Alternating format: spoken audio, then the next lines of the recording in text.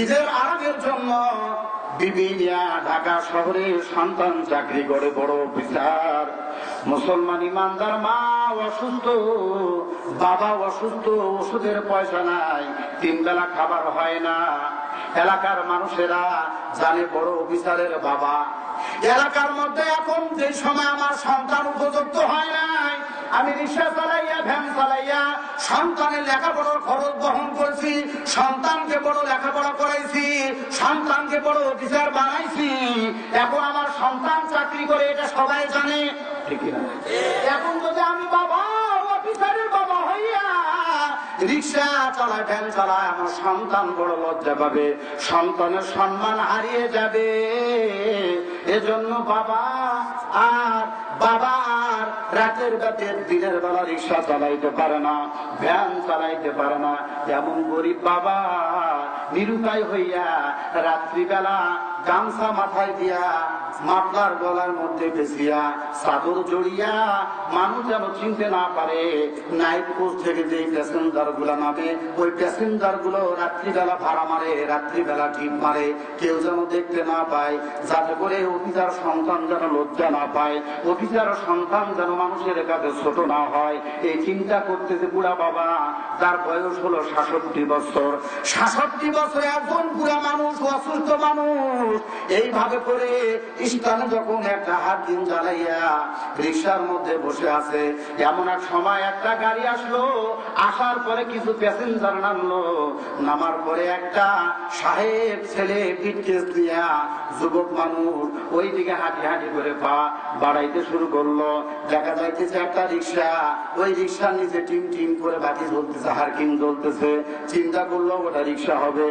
কাছে যাইতে যাইতে ডাকতে বলে, খালি যাবি রে? এই কথা বলার সাথে সাথে ওই বৃদ্ধ মানুষটা তাকাইলো, তাকানোর পরে পেলে হ্যাঁ যাবো।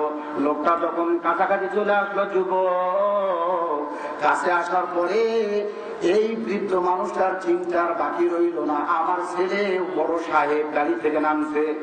বাবা এখন চিন্তা করতেছে, আমার মুখ বান্ধা, মাথার মধ্যে চাদর, গলার মধ্যে মাফলার, মুখটা ঢাকানো আছে। এখন গাড়ি থেকে অনেক প্যাসেঞ্জার নামছে।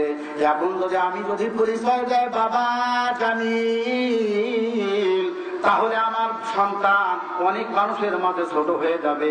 এত বড় সাহেব বিটকেস নিয়ে হাতে গাড়ি থেকে নামছে। তার বাবা রাত্রিবেলা রিক্সা চালায়, বাবা চিনতে পারছে, কিন্তু বাবার চেহারা যেহেতু সন্তান দেখেন নাই, সন্তান চিনতে পারেন নাই। খালি যাবি? হ্যাঁ যাবো স্যার। কোথায় বেরো? অমুক জায়গায়। ভাড়া কত বেড়ে এত? মাথাটা নিচে করে কথাগুলা বলে। এরপরে ছেলে যখন রিক্সার মধ্যে উঠে বসলো, উঠে বসার পরে 66 বছর আপন পিতা, বৃদ্ধ পিতা যখন রিক্সা চালায়, যাইতে যাইতে কিছু দূর যাওয়ার পরে পিঠের মধ্যে একটা হাত মারে বলতেছে, চাচা এত আস্তে চালাইলে তো হবে না, একটু জোরে চালান। এই কথা যখন বলছে, বুড়া মানুষ, ভাঙ্গা রিক্সা, মাত্র 25 টাকা ভাড়া। বুড়া মানুষ সত্যি আর পুরে না, জোরে আর চাইতে বেশি চালাইতে পারে না। সারে যখন বলছে, চাচা একটু জোরে চালান, বাড়িতে গিয়ে একটু রেস্ট করা লাগবে। এই কথা বলার সাথে সাথে চাচা যখন স্পিড বাড়াইতে পারলো না, সারে ক্ষিপ্ত হইয়া এবারে একটু জোরে পিঠের মধ্যে হাতটা মেরে দিল। মেরে দেওয়ার পরে বলে, চাচা রিক্সা চালাইতে পারেন না, আপনি রাত্রিবেলা রিক্সা কেন বের করেছেন? আপনার কি বড় ছেলে নাই? আপনার কি কামাই রোজগার করার মতো সন্তান নাই? এমন সময় বাবা চোখে পানি রাখতে পারে না, ডাক যা বলে, স্যার আমাকে একটু কি নামার অনুমতি দিবেন? স্যার বলে, ঠিক আছে নামেন। নামার পরে বলতে, স্যার আপনার হাতে মোবাইল, জি। মোবাইলটা একটু আমার চেহারার মধ্যে মারে।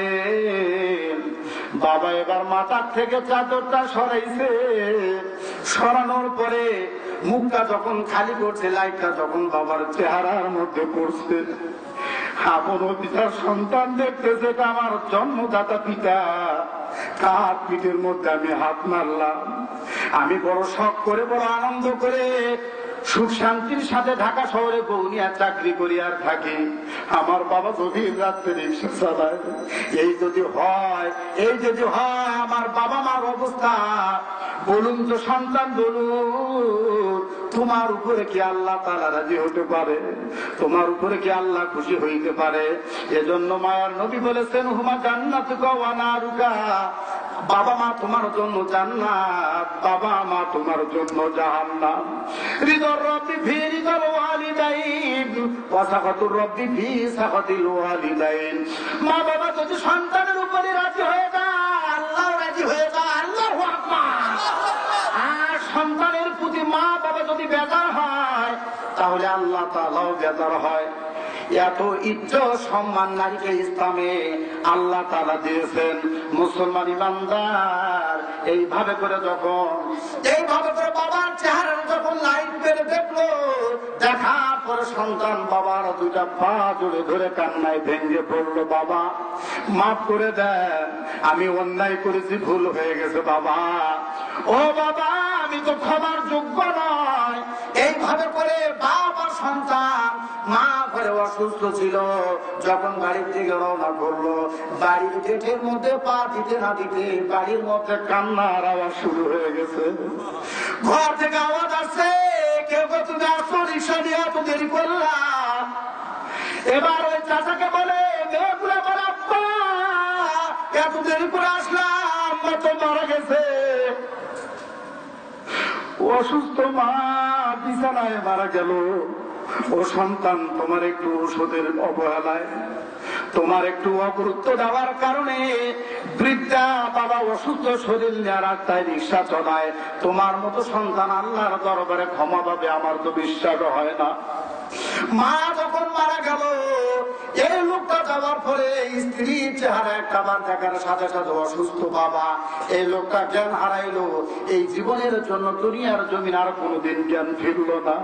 স্বামীও মারা গেল, স্ত্রীও মারা গেল, ওই সন্তান বাপ মা উভয়ে মারা গেল। এবার আল্লাহর দরবারে কেঁদে কেঁদে বলে, আল্লাহ আমার মতো সন্তান, আমার মতো না ফরমান হতভাগা সন্তান আল্লাহর জমিনে একটাও হয় না।